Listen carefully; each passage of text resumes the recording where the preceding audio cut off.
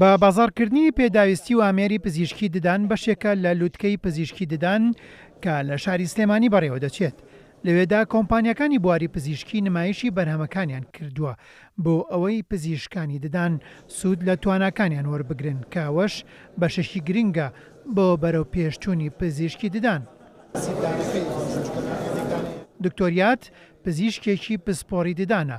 ڕێنمایی هاوڵاتیان دەکات کە هۆشیاریان لەبارەی گرفتەکانی ددانیانەوە هەبێت و بە پێی پێداویستی ددانیان جۆری هەویری ددان بکڕن. ئەو معجونەی بەکارهێنن لەگەڵ ئەو بارە تەندروستی ناودەمیان بگونجە بۆن منە تۆ ئەگەر ددان کێشەی بڵێن زەربوونی ددانە هەیە توسپێستە بەکاربێنی یاخود بڵێن هەویرێکی ددان بەکاربێنی بۆ ئەو حاڵەتە یا بۆ نمونە ئەگەر تۆ کێشەی ئینتیهابی پووکدەیە ئەو پێویستە توسپێستیان هەویرێکی ددان بۆ حاڵەتە بەکاربێنی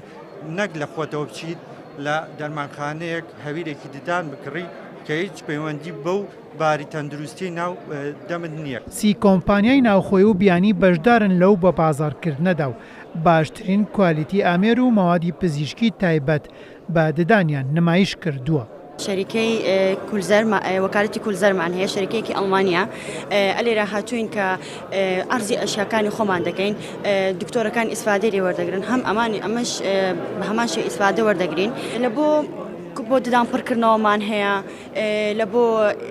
زەرعی ددانیمان هەیە لە بۆ پڕکردنەوەی ددانیمان هەیە لە بۆ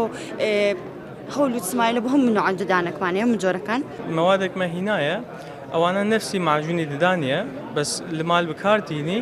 زیاتر لە بۆ سپیکردنێ لە بۆ سپیکردنێ و تەندروستی ددانیە چکە هەندێک مەواد هەنە هیدرۆژن پەرۆکسید پێ دەڵێن ئەو مەوادەکە ناوێ زۆر بیت حساسی دروستکی لەسەر ددانێ هەکەرگو ئەوە مەوادەکە کێم بی لەسەرێ نفسی معجونی ددانی حساسیەکە دروستی ناکەی لەبەرێ مەژێ ئەو مەواد هینایە هیدرۆژن پەرۆکسید 5.6 لێرە نزیکی 30 کۆمپانیامان هەیە کارێکێکیان